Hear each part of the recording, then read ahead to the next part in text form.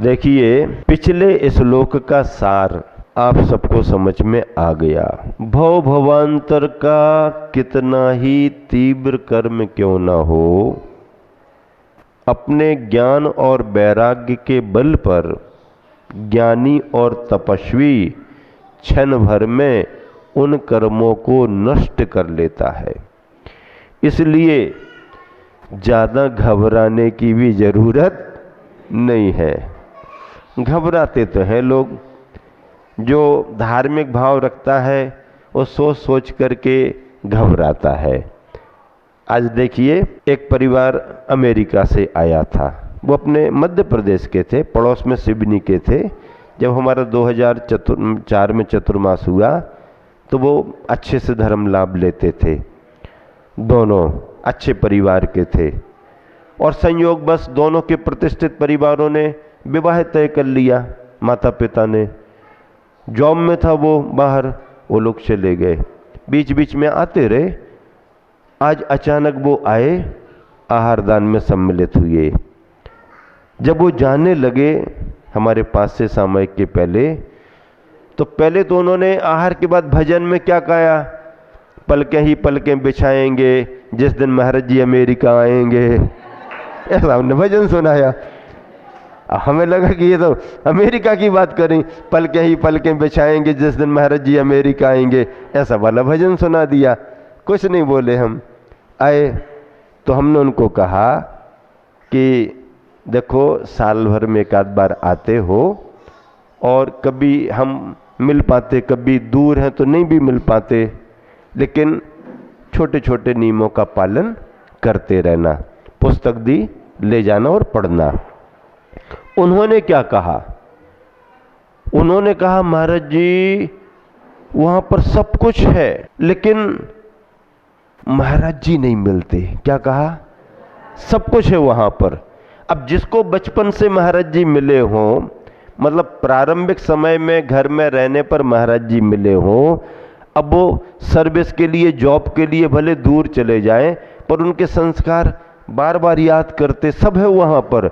लेकिन मंदिर भी है, 200-300 किलोमीटर चले जाओ तो मंदिर मिल जाता है, लेकिन बोले महाराज जी नहीं मिलते। जब जाने लगे तो वो कहने लगी श्राविका, महाराज जी वह मन बहुत घबराता है। तो हमने कहा कि अगर ऐसी स्थिति है तो वापस आ जाओ, क्या फर्क पड़ता है, यहाँ जॉब कर लो। तो कहने लगे महाराज जी एक दो बार मन बनाया, पर बच्चों की जो उनके जन्म और पढ़ाई लिखाई वहाँ हुई, बड़े बड़े बच्चों के, तो बोले बच्चे नहीं आना चाहते। क्या बोले? बच्चे कहते अब इतनी पढ़ाई हो गई, अब थोड़ी पढ़ाई और यहीं हो जाने दो। मतलब इनका जन्म यहाँ हुआ था तो ये फिर भी वापस आना चाहते। जिन बच्चों का वहीं पर जन्म हुआ और जन्म से ही उस वातावरण में वो ढले हैं, ऐसे बच्चे कई बार फिर वापस इस तरफ आना नहीं चाहते। ये बड़ा हमारा नुकसान है, ये हमारी समाज को बहुत बड़ा घाटा है। हाँ, जिसको यहाँ का संस्कार मिला वो तो बार बार मन करेगा, क्योंकि उसने यहाँ का देखा। जिन बच्चों ने जन्मना ही वहाँ का वातावरण देखा, वो बच्चे इस तरफ जल्दी आकर्षित नहीं होते। तो हमने कहा एक आध बार बच्चों को भी ले आना, तो थोड़ा उनको भी समझा देंगे, अगर समझ में आ जाए तो वापस आ जाना। हमने कहा ठीक है, अभी जब तक समय है अच्छे से सर्विस करो और इकट्ठा कर लो, बाद में आकर के फिर यहाँ पर अपने देश में अच्छे तरीके से लगा लेना। कहने का मतलब ये है कि जो यहाँ मिलता है वो दुनिया में कहीं नहीं मिलता, कहीं नहीं मिलता। जो शांति, जो आनंद, जो धर्म, जो त्यागी तपस्वियों की मुद्रा टीवी पर वो देख लेते हैं, मोबाइल पर ग्रुप में देख लेते हैं, लेकिन साक्षात तो नहीं मिल पाते ना। हाँ, जिनको साक्षात मिल रहे हैं उनका भाग्य कितना बड़ा है। ऐसे भाव सबके बनना चाहिए। इसी को कहते हैं दुर्लभता। जब मिलता है तब हम उसका महत्व नहीं समझते हैं। जब चला जाता है तब उसका हम महत्व समझते हैं, है कि नहीं? जब तक तुम्हारे सभी दांत बराबर लगे हुए हैं तो उनका महत्व तुम्हें उतना मालूम नहीं है। और एक आध दांत अगर खिसक गया, निकल गया, तो फिर बार बार तुम्हारी जिह्वा वहीं जाकर के तुमको याद दिलाती है कि भैया ये कहाँ गया, ये कहाँ गया। गया तो गया, अब कौन लौटा के लाता है? छोटी उम्र के बच्चे तो फिर भी उम्मीद करके आ जाएंगे, अब ये बूढ़े बाड़े लोग कहाँ उम्मीद करेंगे कि आ जाएंगे। नकली लगा के आ जाओ तो बात अलग है, वो तो सारे इंतजाम है। नहीं, इसीलिए जो हमारे को मिला है उसका महत्व समझ करके उसका उपयोग करना चाहिए। ऐसे आचार्य परब्रह्मानंद स्वामी भगवान की स्तुति कर रहे हैं। देवसास गुरु की स्तुति सामान्य बात नहीं भैया। हाँ, बड़े बड़े पूजा विधान करना, पंचकल्याणक कराना अपना अलग विषय है, लेकिन रोज रोज भी अगर आपने नमोकार जपा, रोज रोज भी अगर आपने नमः सिद्धेभ्यः कहा, रोज रोज भी आपने तस्मै श्री गुरुवे नमः, तस्मै श्री गुरुवे नमः, तस्मै श्री गुरुवे नमः कहा, तो यह भी आपकी स्तुति ही है। इसे भी आचार्य प्रवर भक्ति कहते हैं। भक्ति के बगैर किसी का स्मरण नहीं होता। हाँ, भक्ति के बगैर किसी को सम्मान नहीं दिया जा सकता। अगला श्लोक है, देखो मिलान करें, उच्चारण कराते हैं। मत्वेति नाथ तौ संस्तवनम मयेद मारभ्यते तनु धियापि तव प्रभावात् चेतो हरिष्यति सताम नलिनी दलेषु मुक्ताफल दुति मुपैति ननूद बिंदु एक साथ मिलकर के। मत्वेति नाथ तव संस्तवनम मयेद मारव्यते तनुधियापि तव प्रभाव चेतो हरिष्यति सताम नलिनी दलेषु मुक्ताफल दुति मुपैति ननूद बिंदु। प्रभु की प्रभुता का प्रभाव क्या है इस श्लोक में? प्रभु की प्रभुता का प्रभाव।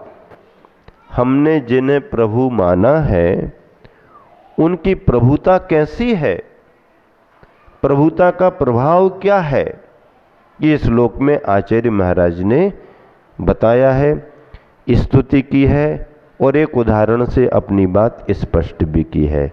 देखो एक एक शब्द का पहले थोड़ा अर्थ समझ लो, फिर सारांश उसका बताएंगे। नाथ हे स्वामिन इति मत्वा, ऐसा मानकर, मया तनुधिया अपि, मुझ मंद बुद्धि के द्वारा भी। देखो आचार्य परब्रह्मानंद स्वामी अपने आप को क्या कह रहे? मुझ मंद बुद्धि के द्वारा भी। अगर आपको कोई कह दे कि कैसे तुम बिना दिमाग के आ गए बिना दिमाग के आगे किसी ने कह दिया तो तुम्हारे दिमाग को दुरुस्त कर देगा क्या क्या समझ रखा तुमने? आप क्या कहोगे? क्या समझ रखा आपने? हैं? अपने आप को बहुत कुछ समझ रहे क्या? बिना दिमाग के आ गए, क्या कहते? बिना दिमाग के आ। तुम्हारे ही पास दिमाग है क्या? हमारे पास दिमाग नहीं है, जमाने भर की बातें करेंगे। लेकिन आचार्य प्रवर क्या कह रहे हैं? मुझ मंद बुद्धि के द्वारा भी। समझ में तो आ रहा ना कि नहीं आ रहा? आ रहा ना? अच्छे से समझ में आ रहा ना? ठीक ठीक ठीक ठीक, आपका चेहरा तो बता रहा है कि आपको समझ में आ रहा है। कई बार व्यक्ति ना भी बोले और व्यक्ति से बातचीत ना भी की जाए तो उसके हाव भाव भी ये बताते हैं कि उसको अच्छा लग रहा है या नहीं लग रहा है। दिल्ली वालों को अच्छा लग रहा है ना, बढ़िया लग रहा है, खूब आनंद आ रहा है, अभी आज ये दोपहर को दिल्ली वाले आए, कहाँ से पता लगाते लगाते पिंडरई की नगरी में आए। देखो आ गए, अच्छा लग रहा, लेकिन आने के पहले व्यक्ति कितना सोचता है। जबलपुर तक तो ऐसा लगता है कि ट्रेन में बैठे और उतर गए। अब जब ट्रेन में बैठे उतर गए और फिर उसके बाद आगे बढ़ो, अब कौन सी लाइन से जाएं, गाड़ी से। अपरिचित आदमी को थोड़ा नयापन लगता, दूरी लगती है, लेकिन आने के बाद फिर थोड़ा ठीक ठाक लगता है। अभी दोपहर को बैठे बात कर रहे थे, कहने लगे महाराज जी आप तो दिल्ली चलो। क्या कह रहे थे? दिल्ली चलो, अब दिल्ली चलो, अब दिल्ली चलो। हाँ हाँ महाराज जी दिल्ली चलो आप तो। देखो भैया, बड़े बड़े महानगरों में लंबा बिहार होता है, फिर भी अपन को ऐसा लगता है कि दिल्ली दिल्ली, लेकिन दिल्ली में भी श्रावक धर्म है। वहाँ भी पूजा पाठ करने वाले लोग हैं, मुनियों की सेवा करने वाले लोग हैं, खूब भक्ति भाव रखने वाले लोग हैं। वहाँ पर भी कुएं के पानी की व्यवस्था और बाहर जाने के लिए जंगल की व्यवस्था का प्रबंध वहाँ के श्रावकों ने कर रखा है। अपने गुरुवर आचार्य ने भी संघों को भेजा, उन्होंने भी कहा कि चर्या अनुकूल हो सकती है, और जिस समय अच्छे मुनि की अच्छी चर्या दिल्ली वालों को मालूम नहीं थी, उस समय अपने ही संग जैसी चर्या करने वाले और आचार्य श्री के बहुत प्रिय चहेते हैं दीक्षितों में ज्ञान सागर जी महाराज। आचार्य श्री के गुरु ज्ञान सागर जी अलग थे, लेकिन सोनागिर में जिनकी दीक्षा हुई थी वो ज्ञान सागर जी पहले फिर उपाध्याय बने, फिर आचार्य बने। उनसे प्रभावित होकर के ये सच्चे श्रावक हैं जो अच्छे मुनि की पहचान करके अपना धर्म लाभ लेते हैं और उनके पीछे लगने का भाव करते हैं। समाज में किसी से इनका कोई परिचय नहीं, ना कोई रिश्तेदारी, फिर भी किस नाम पर, कैसे हमारा परिचय उनने कर लिया। ज्ञान सागर जी ने कभी उनसे चर्चा में हमारा नाम लिया होगा कि महाराज जी भी अच्छे हैं, हमारे बहुत परिचित हैं, तब से वो उनके मन में, और आज भी वो कई वर्षों से पीछे लगे हुए हैं। तो ऐसा नहीं है कि अपने मध्य प्रदेश में ही धर्म ध्यान होता है, दिल्ली बंबई में भी धर्म लाभ लेने वाले बहुत श्रावक हैं, पर संग वहां कम पहुंच पाते हैं। उपाध्याय ज्ञान सागर जी महाराज जब उस तरफ रहे तो खूब नगरों में विहार किया और उनकी चर्या से सारी समाज प्रभावित हुई, और उन्हें लगा कि वाकई में आज भी पंचम काल में मुनि इतनी बड़ी अच्छी चर्या कर सकते हैं। प्रभावना का अंग बनाया, आज पूरे देश में सब जगह प्रभावना हो रही है।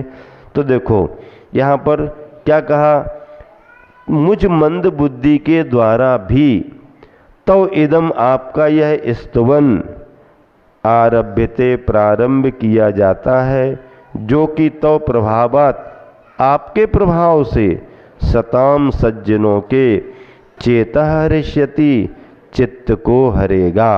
ननु निश्चय से, क्या निश्चय से उद बिंदु जल की बूंदें, उद बिंदु जल की बूंदें नलिनी दलेशु कमलनी के पत्तों पर मुक्ताफल द्युतिम मोती जैसी कांति को उपैती प्राप्त होती हैं।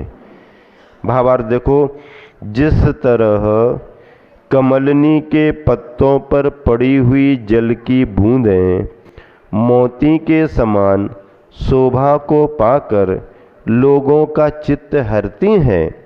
क्या कमलनी जो होती ना, तालाबों में कमल के जो पौधे आते हैं, बड़े बड़े पत्ते होते हैं, फूल भी लगते हैं उनमें, तो कमल के पत्तों पर पड़ी हुई जल की बूंदें जब सूरज निकलता है उसकी किरणें पत्तों पर पड़ती हैं, पानी की बूंदें तब कैसी लगती हैं? हाँ, उजाले में सूरज की किरणों में हरा हरा पत्ता है, उस पर पानी की बूंदें गोल बनकर के टिक जाती हैं, कुछ समय के लिए टिकी रहती हैं, और उस समय जब सूरज निकलता है तो वो सामान्य सी जल की बूंदें कैसी चमकती हैं? कैसी चमकती हैं? मोती जैसी चमकती हैं। हाँ, मोती जैसी चमकती हैं। मोती के समान शोभा को पाकर लोगों का चित्त हरती हैं।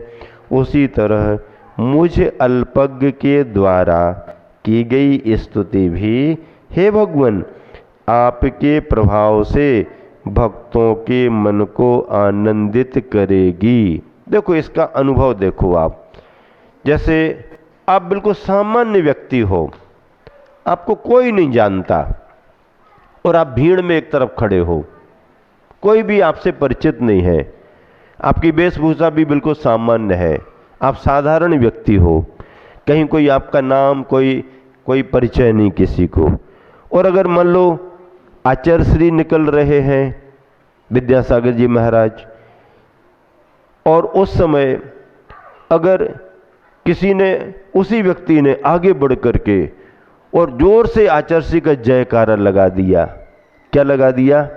जयकारा लगा दिया, हिम्मत करके जयकारा लगा दिया, और जाकर के चरण छू लिए।